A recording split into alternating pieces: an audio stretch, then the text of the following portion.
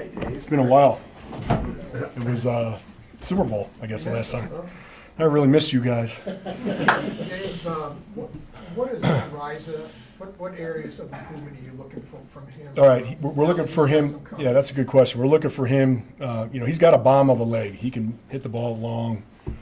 We need more hang time on his punts, more vertical power, and then we need more accuracy in the pooch area, which is getting balls inside the 20.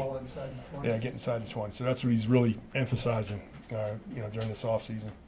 With the change in the kickoff return rule, Yeah. how does that change what you're looking for in terms of a return guy now? They're going to get. It's going to change.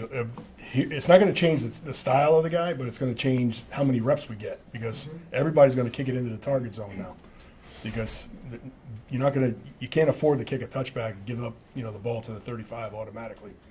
The average last year throughout the whole season, I think it was 29.5 yards getting the ball out to that far. So it was kind of a wash to kick a touchback. You're not giving up anything. But now that extra 5 yards, that's going to make all the difference in the world. It's good for special teams now. Kickoff team, you got to kick it in there every time. Kick return, you're going to get returns every time. So I think it's going to be probably at least 85% returns to 90%. So it's going to be a lot funner for the fans, better for special teams coaches and players and jobs. So it's all good. Do you need more speed back there? You got to make sure you have guys that are good at it. I mean, your speed is always something that you're always looking for, that dynamic guy that can field it with speed. Well, Bouchard brings that to the table. The new rookie we got, I like him back there. Royals has got talent. And then Noel, he's done it too in college. So we got a lot of guys with the young guys, to work with. Last year you had guys like Carson Steele helping out there and P. Ryan as well. I mean, can you afford to have guys like that? Doing it now? You can have one guy that can be a blocker, but the other guy's got to be more of a speed guy. The other guy that doesn't field the ball, he's got to be a real good in-space blocker because he's got to go one-on-one. He's not allowed to go block two, double team with anybody. So he's got to be able to block a guy by himself. So that's going to be real important that they're really good blockers. Those guys are important. What about punt returner? We saw Remigio have some traction there at the end of the season. Yeah. What do we see in that position? Remigio just continues to get better, and he's going to be a hard guy to beat out. He doesn't have that dynamic, Rashard Smith top end speed, but he brings so much other things to the table as far as his ball reads, his catching on the run, his instincts of how close somebody is to him, where you can time it up and beat him with just his catching ability, that alone. So and he just keeps getting better, So it's going to be a great battle at that punt return spot. But like I said, Rashard is a guy that's going to be in the mix. Worthy will be in the mix.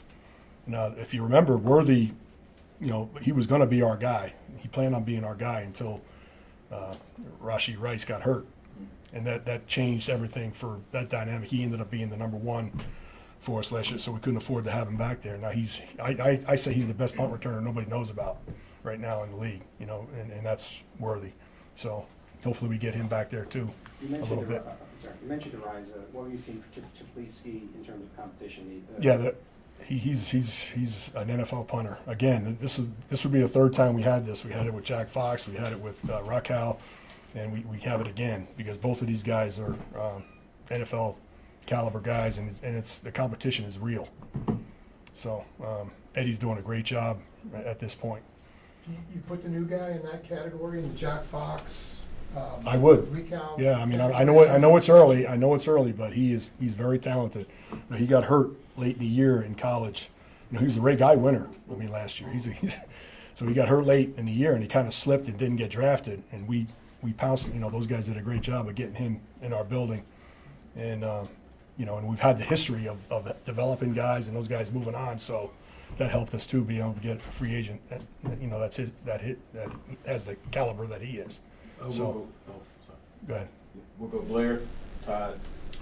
Dave, what did Dustin Colquitt mean to the organization? Oh man, he was just a great teammate. Probably the biggest practical joker that I've ever seen. But just a great person and a very, very talented punter. I mean, to play 15 years in the NFL, or 15 years for one team, is impressive enough. Then he played another couple more years after that. But he probably the best inside the 20 punter that I've ever had. I've had a lot of good ones over the years, and he had just a special skill at placing that ball inside the 20. He did it effortlessly. With the wind didn't matter. He was able to move the ball, and then he was a great holder. He had the hold for 9 different kickers in his career. He had 5 different head coaches. I kind of did a little research on it. It's unbelievable, how long and how many people turn over in 15 years. Spags somebody dropped one inside the 20. Excuse me? Spags Yeah. somebody dropped one inside the 20. He did. He made his last punt, and it stopped at the 5-yard line. I was going to ask you about Dustin. You got any good stories with practical? Oh, I got a lot of practical joke stories, but a lot of them I can't tell. I'll tell one. Jeez, you're putting me on the spot. Well, the one that I wasn't even here for, but I heard about it. It was the mountain lion story that he made up. That there was a mountain lion that lived over here, right behind the facility, and he had pictures of a mountain lion, on a trail cam. It wasn't his trail cam, but he has trail cams back there. He goes, look, it was there, and the guys would be talking about it all the time, coming from their cars. But that's just one thing. That's the clean one. That's the clean one. He's got a lot of. He used to mess with. I'll give you one more, because he used to mess with Schaefer and the guys that check the rooms, at night. So 3 guys, it was Suck Up, him, and I can't remember who else, but they all stripped down naked in the room, and they laid their beds out, and they're all laying in there naked, watching Brokeback Mountain real loud. So when the guy comes in to check, I mean that's what was going on. But that's clean, So, but that was him. He was funny, and miss him. Great guy. It was a nice day for him to come back and retire as a Chief. I was going to ask about Dustin, but I think you got it covered. Yeah. Thanks. Is that good? All right. See you later.